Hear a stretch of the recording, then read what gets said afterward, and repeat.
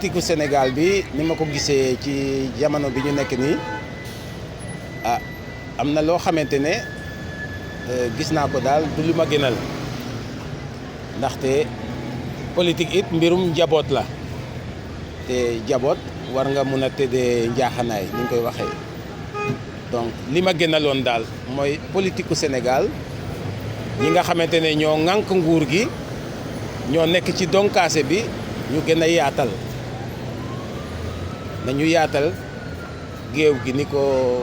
woykat boobu di woyee ndaxte jaboot aussi dafa war a yaatu bi mooy nga def lépp loo mun ndax ba képp koo xamante ne bëgg na dugg ci jongante bi mu mun a dugg ci jongante bi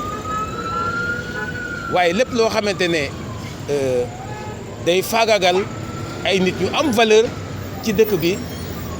ba mënuñu bokk ci jongante bi loolu de dëgg loolu day gënaluma sécurité maanaam kaaraange Sénégal fi mu toll nii tey gisuma fi doxu ñaxtu bu mun a am ba Sénégal mënu ko encadrer man gëwuma loolu dëgg fi ñu toll nii c'est parce que Sénégal nag dañoo jàng am ay takk der yu am formation bu dëgër am aussi ay jumtuwaay pour def seen liggéey donc ñooñu gisuma fi marché bu mun a am fii ci Sénégal te mënuñ ko encadrer. opposition bi amuñ ci droit ndaxte droit xam nga lu ñu bind la mbir mi lu ñu bind la waaye nag dama lay wax leen de droit dafa tëradi droit. dafa tëradi parce que ku bugg a dee nag da ngay wequ yow da ngay bàyyi ñu lay rey loolu aussi lu ñu war a wax la kenn buggul dee nag ñu lay rey comme ça ngay xoolee ñu lay rendi ngay xoolee loolu aussi dëgg neexul waaw bëgg nañ nag opposition bi topp yoon bëgg nañ ko de dëgg ndaxte topp yoon moo leen war waaye nag bëgguma aussi ku rey opposition déedéet. du yoon sax opposition dafa war a am waruñu leen a rey. damay wax sax ne nga baal ma de damay wax ne mbirum nguur mbirum pouvoir ñaari camp la y a deux camps la conquête et la conservation.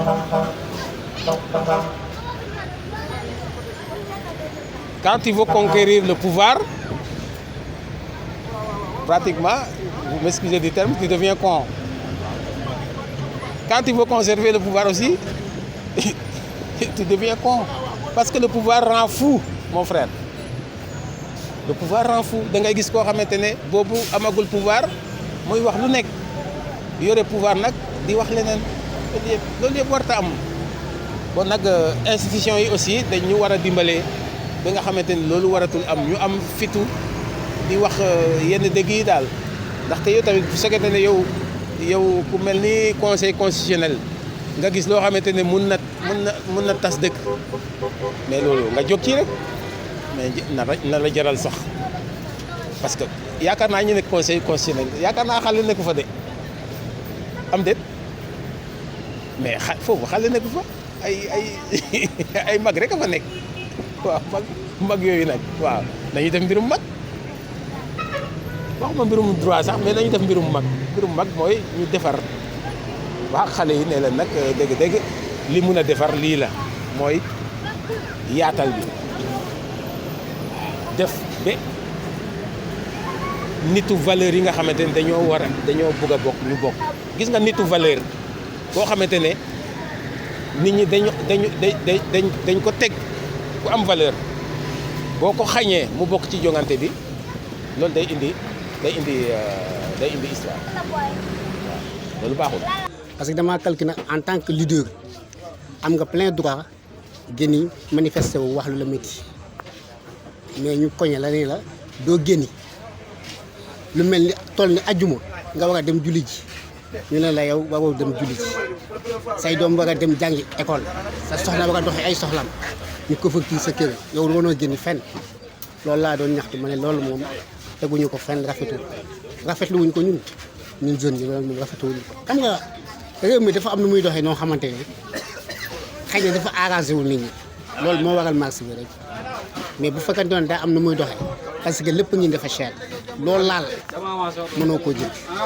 lépp gasoil essence xam nga lu jëm ci ravitaillement kër lépp dafa cher waaw loolu moom rafetluwuma ko mais xam nga tey Sénégal tey jii nii bu doxee ñun jeunes yi ñoo koy doxal dëgg la nag ñoom xaj na seen doom du ci bokk mais ñun ñi nga xamante ne aussi ay patriotes lañ am nañ plein droit tey jii nii lu ñu métti chaque jour ñuy génne di ko ñaxtu parce que lépp mooy jëmale Sénégal kanam rek ñun lu jëmale Sénégal kanam rek loolu la ñuy yëg ñu xoolul leneen lu li nga xamante ne mooy dimbali askan wi